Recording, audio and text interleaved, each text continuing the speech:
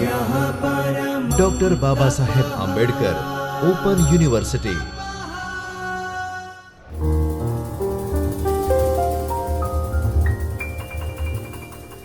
નમસ્કાર વિદ્યાર્થી મિત્રો.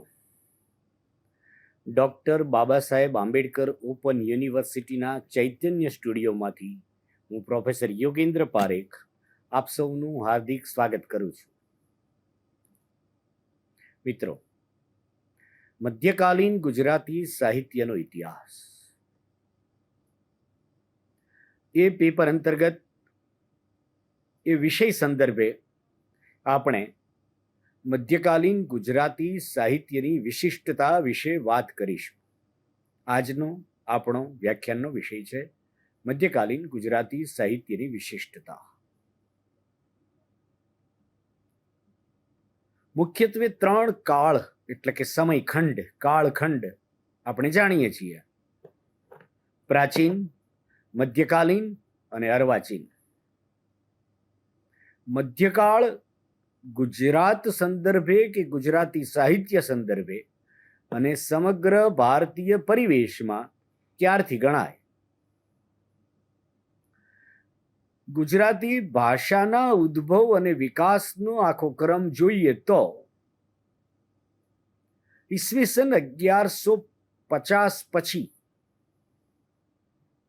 મધ્યકાળ શરૂ થયો ગુજરાતી સાહિત્યના સંદર્ભમાં. પણ ગુજરાતમાં આપણે જેને ગુર્જર પ્રદેશ કે ગુજરાત તરીકે આજે જાણીએ છીએ તે ગુજરાતમાં સોલંકી યુગ, વાઘેલા યુગ અને એ જમાનામાં હેમચંદ્રાચાર્ય સુરીશ્વરજી, પાટણ અને સિદ્ધહેમ વ્યાકરણ ગ્રંથથી આપણે પરિચિત છીએ. મધ્યકાલીન ગુજરાતી સાહિત્યની ભાષા વિષયક પ્રથમ ઘટના જો કોઈ હોય તો એ હેમચંદ્રાચાર્ય સુરીશ્વરજી રચિત વ્યાકરણ ગ્રંથ સિદ્ધહેમ, સિદ્ધરાજ જયસિંહ પાટણના રાજા. તો 1150 થી લઈને 1850 સુધીનો 7 સદી એટલે કે 700 વર્ષનો ગાળો જે છે એ મધ્યકાલીન ગુજરાતી સાહિત્ય. આ આપણું મધ્યકાળ 1150 થી 1850, 700 વર્ષ. એ 700 વર્ષ કેવા હતા? ગુજરાતના પ્રજાજીવનના, શાસન વ્યવસ્થાના અને એ સંદર્ભે સાહિત્યના. અલબત્ત આપણે અત્યારે સાંસ્કૃતિક કે રાજકીય પરિબળોની ચર્ચા કરવાને બદલે ગુજરાતી સાહિત્યની વિશિષ્ટતાઓની ખાસ વાત કરીશું.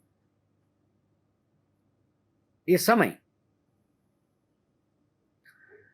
આપણને મધ્યકાળમાં નરસિંહ મહેતા જેવા સમર્થ કવિ મળે છે જેને ગુજરાતી સાહિત્યમાં આદિ કવિ તરીકે ઓળખવામાં આવે છે. મધ્યકાળની સૌથી મોટી ઓળખ નરસિંહ મહેતા. મિત્રો, આદિ કવિ. મહાકવિ પ્રેમાનંદ, મધ્યકાળના મહાકવિ પ્રેમાનંદ. આદિ કવિ એટલે પ્રારંભના કવિ, મહાકવિ સૌથી મોટા કવિ.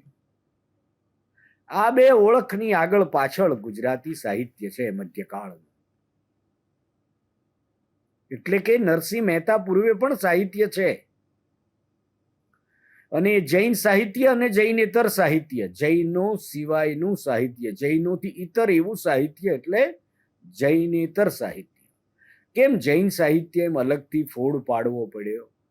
કારણ કે આપણે શરૂઆત હેમચંદ્રાચાર્ય સુરીશ્વરજીથી કરી.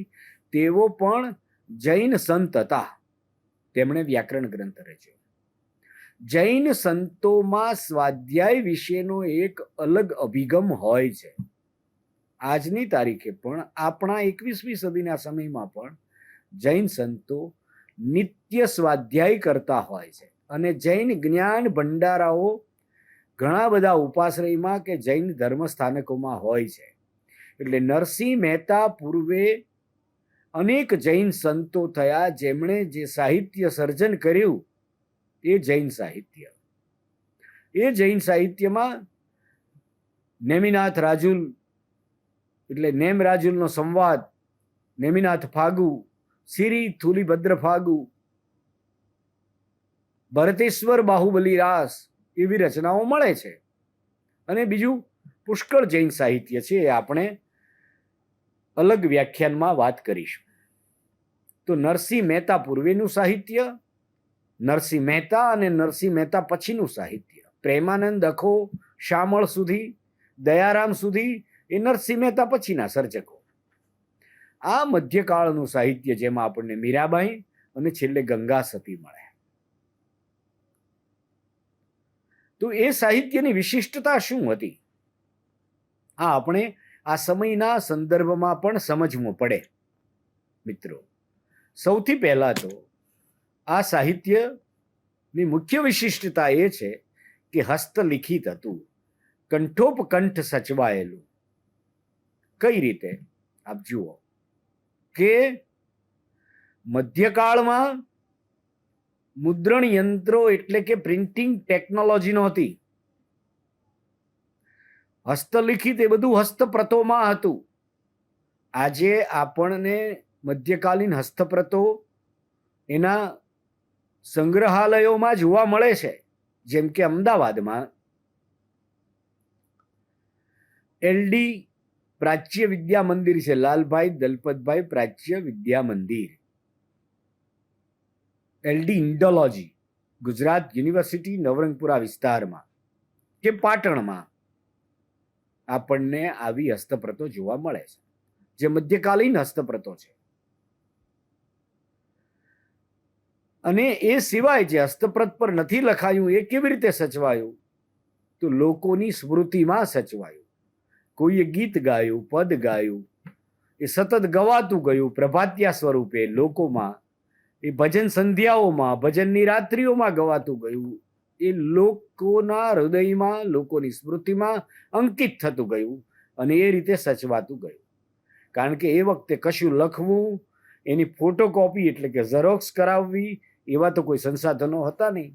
અને આટલું પુષ્કળ સાહિત્ય પણ લોકસ્મૃતિમાં અને હસ્તપ્રતોમાં સચવાય. એ બધું જ પદ્ય પ્રધાન હતું. એની બીજી વિશિષ્ટતા એ છે કે પદ્ય પ્રધાન હતું. પદ્ય હોય એટલે ગેય સ્વરૂપે હોય, ગેય સ્વરૂપે હોય એટલે કે ગાઈ શકાય, અને ગાઈ શકાય એટલે લય તાલ સાથે યાદ રહે, રજૂઆત સરળ પડે.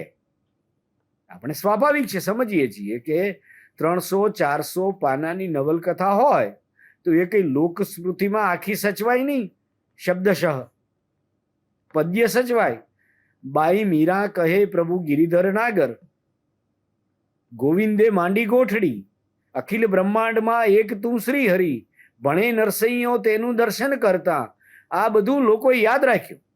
આપણે જે પદોને આજે જાણીએ છીએ કે વીજળીના ચમકારે મોતીડા પરોવું પાનબાઈ, તો જેવું લખાયું એવું સીધું 1000, 2000 કે 5000 નકલમાં એ છપાયું નથી, પણ એ લોક સ્મૃતિમાં સચવાયું, હસ્તપ્રતો એની મળે છે. તો એ બધું પદ્ય પ્રધાન હોવાના કારણે, અને પદ્ય રચનાની એક શબ્દ સંખ્યાની મર્યાદા હોય, આખ્યાનો દીર્ઘ સ્વરૂપે હોય. વસંત વિલાસ 84 કડીનું છે, પણ નરસિંહ મીરાના પદો કે અખાના છપ્પા 2 પંક્તિ, 4 પંક્તિ, 8, 12, 14 પંક્તિમાં હોય. એવી કોઈ સંખ્યા સુનિશ્ચિત નથી, પરંતુ આપણે જાણીએ છીએ કે મધ્યકાલીન પદો હોય, છપ્પા હોય, એ દરેકની એક શબ્દ સંખ્યાની એકાદ પાનાની મર્યાદા હોય. એટલે પણ એ લોક હૃદયમાં, લોક સ્મૃતિમાં સચવાવું પણ સહેલું પડ્યું અને હસ્તપ્રતોમાં પણ સરળ પડ્યું. એટલે એ મુખ્યત્વે પદ્ય પ્રધાન છે. તો 2 વસ્તુ નક્કી થઈ કે મધ્યકાલીન સાહિત્ય પદ્ય પ્રધાન છે, એ હસ્તલિખિત છે, હસ્તપ્રતો સ્વરૂપે મળે છે અને કંઠોપકંઠ સચવાય છે. ત્રીજી એની મહત્વની વિશિષ્ટતા એ છે કે કેન્દ્ર સ્થાને ધર્મ છે. મધ્યકાળના કેન્દ્ર સ્થાને ધર્મ છે. કેમ એમ છે? તો બહુ જ સ્વાભાવિક છે કે મધ્યકાળ એક એવો સમય હતો કે હજી વાહન વ્યવહારની શોધ નહોતી થઈ. ગાડા વાટે લોકો જતા, ઘોડે સવારી કરતા. પથ્થર યુગમાંથી તો આપણે ક્યારના બહાર આવી ગયા હતા, પરંતુ લોક સંપર્ક બહુ ઓછો થતો, બહુ મોટા નગરો હજી અસ્તિત્વમાં નહોતા આવ્યા, અને ત્યારે માણસ પાસે જીવન પોતે એક સામગ્રી તરીકે હતું, તે છતાં એનો અભ્યાસ, અનુભવ અને એનું દસ્તાવેજીકરણ ખૂબ ઓછું હતું. તો વારસો શેનો હતો? ધર્મનો, પ્રાચીન સાહિત્યનો, મહાકાવ્યનો, રામાયણ, મહાભારત, ગીતા આદિ, વેદ, ઉપનિષદ. આ ભવ્ય વારસો જે હતો એને કવિઓએ કવિતામાં, પદ્યમાં ઢાળ્યો. એટલે જુઓ કે વધારાની એક વિશિષ્ટતા આપણને એમાંથી મળે છે કે મધ્યકાલીન સર્જકોને કવિ પદની સભાનતા નહોતી, કે આ હું કવિ છું એટલું જ પૂરતું નહોતું, અને કવિ પદનું અભિમાન નહોતું. કેન્દ્ર સ્થાને ધર્મ હોવાના કારણે ભક્તિ બહુ સહજ રીતે મધ્યકાલીન સર્જકોના સર્જકત્વમાં વણાયેલી હતી. એટલે કે મધ્યકાલીન કવિનો ઉદ્ગાર જ ભક્તિ હતો, પ્રાર્થના હતો, આરતી, ભજન. એ સર્વના માધ્યમથી ઈશ્વરની આરાધના કરવાની હતી. અને એટલે પ્રેમ લક્ષણા ભક્તિની કવિતા મળે છે મધ્યકાળમાં. એક મહત્વની વિશિષ્ટતા છે પ્રેમ લક્ષણા ભક્તિ. કૃષ્ણ પ્રીતિની કવિતા. બાઈ મીરા કહે પ્રભુ ગિરધર નાગર, પરણું તો પ્રીતમ મારો અખંડ સૌભાગ્ય. પરણું તો પ્રીતમ પ્યારો. આ પ્રીતમ એટલે પ્રિયતમ. એ પ્રિયતમ કોણ? પ્રીતમ શ્રી કૃષ્ણ. મુખડાની માયા લાગી મોહન, શ્યામ રંગ સમીપે ન જાઓ. આ શ્યામ, આ મોહન, આ પ્રીતમ, આ ગિરિધર, આ હજાર નામ હરિના, અને હરિ કોણ? કૃષ્ણ. કૃષ્ણ પ્રીતિની કવિતા. રામાયણ અને મહાભારતનો પ્રભાવ. આ સર્વનો નિચોડ આપણને જે મધ્યકાલીન કવિઓ પાસેથી મળે છે. એ કવિઓ મુખ્યત્વે તો સંત હતા, એ માત્ર કવિ નહોતા. એમના જીવનનું ધ્યેય બહુ સહજ રીતે ઈશ્વર પ્રાપ્તિનું હતું. ભક્તિ અને જ્ઞાન ઈશ્વર પ્રાપ્તિના માર્ગો હતા. એટલે આપણને જ્ઞાન માર્ગી કવિ મળે છે આખો. સમર્થ વેદાંતી, વેદાંતની અસર આખામાં. અને ધર્મ સુધારક, સુધારાવાદી અભિગમ. વેદાંત પાસેથી ધર્મ અને અધ્યાત્મ વિષયક જે સમજ પ્રાપ્ત થઈ, એના આધારે અખાએ છપ્પા રચ્યા. અને એ દરેક છપ્પાના વિષય વસ્તુ આપણે જે તે સમયે વ્યાખ્યાન કરીશું ત્યારે જોઈશું કે કેવા અદ્ભુત વિષય વસ્તુઓ હતા. 745 જેટલા છપ્પા અખાએ રચ્યા.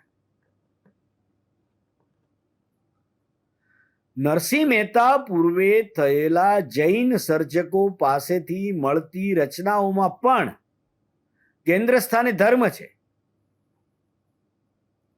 કારણ કે એ સરવાળે આખી રચનાના અંતે બોધ રૂપે શું પ્રાપ્ત થાય છે? વૈરાગ્યનો બોધ. જૈન સંતો વૈરાગ્ય, વિતરાગ માર્ગી હતા. વિતરાગ એટલે રાગથી વિરુદ્ધની વાત. વિતરાગ, રાગ દ્વેષ એવું જીવન, વિતરાગી જીવન. મહાવીર પ્રભુને પણ વિતરાગી કહેવાય છે. તો જૈન સંતો પાસેથી જે રચનાઓ મળી નરસિંહ મહેતા પૂર્વે, તે પણ વૈરાગ્યનો બોધ આપનારી હતી. એટલે કે કેન્દ્ર સ્થાને ધર્મ હતો. સમગ્ર મધ્યકાળમાં જુઓ, નરસિંહ મહેતા તો કૃષ્ણ પ્રીતિની કવિતા છે. કુંવરબાઈનું મામેરું જ કરવા કૃષ્ણ શામળ શાહ પોતે આવે છે. સુદામા ચરિત્રમાં તો કૃષ્ણ મિત્ર છે સુદામાના. અદ્ભુત મૈત્રી કાવ્ય છે. દશમ સ્કંદ રચાયું. પ્રેમાનંદે રચેલા આખ્યાનોમાં કૃષ્ણ છે. તો એક વિરલ કહી શકાય એવું આ સાહિત્ય સર્જન થયું, માતબર થયું. પણ એ સર્વના કેન્દ્રમાં ધર્મ છે, ભક્તિ છે. સમગ્ર દેશમાં રામાનુજાચાર્ય, વલ્લભાચાર્ય, દક્ષિણ ભારત, બંગાળ, સર્વત્ર ભક્તિ આંદોલન પ્રવર્તે છે આ સમયગાળામાં, અને એમાંથી સ્વાભાવિક છે કે ગુજરાત મુક્ત રહી ન શકે. મીરાબાઈના પદો 250 ઉપરાંત પદો છે મીરાબાઈના. નરસિંહ મહેતાની કવિતા મારી હુંડી સ્વીકારો મહારાજ રે, શ્યામળા ગીરધારી. કૃષ્ણ પ્રીતિની કવિતા કેન્દ્ર સ્થાને ધર્મ. હસ્તલિખિત કંઠોપકંઠ સચવાયેલું પદ્ય પ્રધાન અને ધર્મ પ્રધાન. તો ગદ્ય મળે છે મધ્યકાળમાં. આપણને સવાલ થાય કે બિલકુલ નથી મળતું, તો મળે છે. મધ્યકાળના અંતિમ ભાગમાં આપણે આવીએ છીએ તો સંતો અને સંત કવિઓ, એમની પાસેથી તો આપણને પદ્ય પ્રધાન સાહિત્ય મળ્યું, પણ સ્વામિનારાયણ સંપ્રદાયના સ્થાપક સહજાનંદ સ્વામી પાસેથી વચનામૃત મળે છે. એ વચનામૃત એ મધ્યકાળના ગદ્યનો એક વિશિષ્ટ ઉદાહરણ છે, એક નમૂનો છે. વચનામૃતમાં રહેલું ગદ્ય ભાષા વિજ્ઞાનના અભ્યાસીઓ માટે એક ઉત્તમ ઉપલબ્ધિ છે. પૃથ્વીચંદ્ર ચરિત પણ મળે છે. તો મધ્યકાલીન ગદ્યના ઉદાહરણ તરીકે આપણે વચનામૃત, સંતસૈયા, પૃથ્વીચંદ્ર ચરિત્રનો ઉલ્લેખ કરી શકીએ. આપણને જૈન સાહિત્યની જે મળ્યું આપણને મધ્યકાળમાં, એ વિરક્તિનું સાહિત્ય છે, વિતરાગતાનું સાહિત્ય છે. ભક્તિ, વૈરાગ્ય, જ્ઞાન, આ બધી ઉપલબ્ધિઓ છે. આખ્યાનના અંતે પણ સુફળ શું પ્રાપ્ત થાય છે?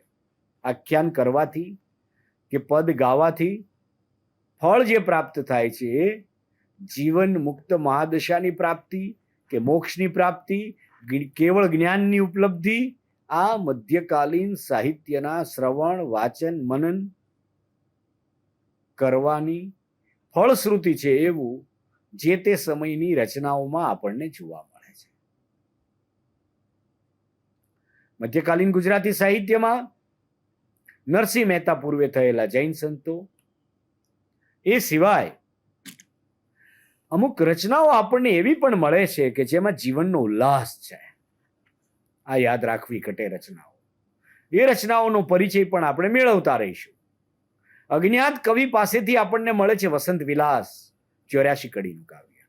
સંદેશક રાસ, રાસ સ્વરૂપની કવિતા છે. મધ્યકાલીન સાહિત્ય સ્વરૂપોની પણ આપણે પછી વાત કરીશું. આ સંદેશક રાસ મુસ્લિમ કવિ અબ્દુલ રહેમાનની કવિતા છે. કાનડદે પ્રબંધ ઐતિહાસિક છે. રણમલ છંદ ઐતિહાસિક છે. તો જુઓ, જીવન સાથેનો સ્પર્શ આપણે જોઈએ તો આ ઐતિહાસિક રચનાઓમાં મળે છે. બાણ ભટ્ટની કાદંબરી, એનું ભાલણે આપણને કાદંબરી સ્વરૂપે આપ્યું છે. પ્રેમાનંદના ઓખા હરણમાં પણ જીવનનો ઉલ્લાસ છે.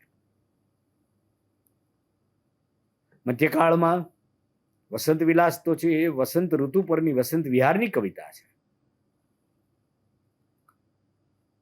મિત્રો, વિશિષ્ટ સાહિત્ય સ્વરૂપો આપણને મધ્યકાળમાં મળ્યા. કોઈ સીધો સાદો આપણને પ્રશ્ન કરે કે મધ્યકાલીન સાહિત્ય સ્વરૂપો કયા, જે બધા જ પદ્ય સ્વરૂપ છે એ કયા? તો રાસ, ભરતેશ્વર બાહુબલી રાસ, ફાગુ વસંત વિલાસ, કાનડદે પ્રબંધ એટલે કે પ્રબંધ, પદ્ય વાર્તા શામળ, આખ્યાન પ્રેમાનંદ, ભાલણ, નરસિંહ, ગરબો ગરબી, થાળ, આરતી. આપણે આજે ઘણી આરતીઓ ગઈએ છીએ તો મધ્યકાળમાં રચાયેલી છે. આ સ્વરૂપમાં ભક્ત હૃદયની અભિવ્યક્તિ થઈ એ મધ્યકાળની વિશેષ ઉપલબ્ધિ છે, એ મધ્યકાળની વિશિષ્ટતા છે. મધ્યકાળની સૌથી મોટી મર્યાદા શું છે? કે બધું જ પદ્ય પ્રધાન છે અને ધર્મ પ્રધાન છે. એટલે કે મનુષ્યનું જીવાતું જતું જીવન એના કેન્દ્રમાં બહુ ઓછું આવે છે, લગભગ નહિવત આવે છે. શામળની પદ્ય વાર્તાઓમાં જીવન આવે છે, એ પણ અદ્ભુતની સૃષ્ટિનું નિર્માણ કરતી એક જુદા પ્રકારની વાર્તાઓ છે. શામળની રચના મદન મોહના, એ સંદર્ભે યાદ કરવી જોઈએ. તો મિત્રો, લોક શિક્ષણનું કામ જે થયું છેલ્લા તબક્કાઓમાં ગણીએ તો, અને ખાસ તો પ્રેમાનંદ દ્વારા કે એવા આખ્યાનકારો દ્વારા, મધ્યકાલીન પ્રજા, નાગરિકો એની પાસે આનંદ, પ્રમોદ કે મનોરંજનના બીજા માધ્યમો નહોતા જે આપણા સમયમાં છે. તો ત્યારે શું હતું? પ્રેમાનંદ ઉદર ભરવા અર્થે, એટલે કે જીવન ગુજરાન કરવા માટે આખ્યાનો કરતા, રાત્રે ભજનો ગવાતા. તો આ આખ્યાન દ્વારા શું થતું? લોક શિક્ષણનું કામ થતું. મુખ્યત્વે પ્રવૃત્તિ લોકોની જે હતી એ શું હતી? ખેતી, શ્રમ કાર્ય. અને શ્રમ કાર્યથી થાક્યા પાક્યા નિરાંતે ઘરે આવે સાંજે સંધ્યા ટાણે, અને પછી એ સંત કવિ કે આખ્યાન કવિ સન્મુખ ગામ આખું ગામના ચોરે ભેગું થતું હશે, થાક ઉતારતા હશે, રામલીલાઓ ભજવાતી હશે, જીવનને એ રીતે પોતાની રીતે ઘડતા હશે. એ સમયના બાળકોના ચિત્તમાં રામ કે કૃષ્ણની ભક્તિના પદો પડ્યા હશે. એમાંથી કંઠોપકંઠ સચવાતું મધ્યકાળનું સાહિત્ય જે છે એ સમૃદ્ધ થતું ગયું હશે. દયારામ સુધી આવીએ ત્યાં સુધીમાં તો મધ્યકાળના છેલ્લા કવિ છે દયારામ. તો નરસિંહ, મીરા, પ્રેમાનંદ, આખો, ભાલણ, વિશ્વનાથ જાની આદિ, શામળ અને દયારામ આ મધ્યકાળના મુખ્ય કવિઓ છે. આખ્યાન ખૂબ જ સફળ થયેલું સ્વરૂપ છે મધ્યકાળનું, લોકપ્રિય થયેલું. સફળ તો દરેક છે. નરસિંહ મહેતાના પ્રભાતિયા આજે પણ લોક હૃદયમાં ગુંજે છે. મધ્યકાળમાં લોક સાહિત્ય પણ ઠીક ઠીક કંઠોપકંઠ સચવાયું છે. મીરાબાઈ અને ગંગા સતી જેવા સ્ત્રી કવિઓ પણ આપણને મધ્યકાળમાં મળે છે. એની વિશેષતા છે. આમ મધ્યકાલીન ગુજરાતી સાહિત્ય ધર્મ કેન્દ્રી હોવાની સાથે પોતાની ધર્મ અને અધ્યાત્મ અને જ્ઞાનની એક આખી વિશિષ્ટ પરંપરા ધરાવે છે, જેમાં પૃથ્વીચંદ ચરિત્ર અને વચનામૃત જેવી ગદ્ય રચનાઓ પણ મળે છે. પદ્ય સાહિત્યની પોતાની ઘણી વિશિષ્ટતા છે, અનેકવિધ સ્વરૂપોમાં પ્રગટ થયું છે. રાસ, પદ્યવાર્તા, પદ, મીરાના પદો એટલે પદરચનાઓ, નરસિંહ મીરા આદિ, અખાના છપ્પા, શામળની પદ્યવાર્તાઓ. આમ મધ્યકાલીન ગુજરાતી સાહિત્યમાં વ્યક્ત થતા કૃષ્ણ, વ્યક્ત થતું અધ્યાત્મ, વ્યક્ત થતું જ્ઞાન, વ્યક્ત થતું પ્રાચીન સાહિત્ય, આ સર્વનો ખજાનો આજે પણ હજારો હસ્તપ્રતોમાં આપણી વચ્ચે સચવાયેલો રહ્યો છે. જેમ જેમ સમય ગયો તેમ તેમ વિદ્વાનોને જેમ જેમ હસ્તપ્રત ઉકેલવાની અનુકૂળતા થઈ તેમ તેમ મધ્યકાલીન ગુજરાતી સાહિત્યનું સંપાદન થતું ગયું. આપણને મધ્યકાળના અનેક સારા સંપાદકો પણ મળ્યા છે.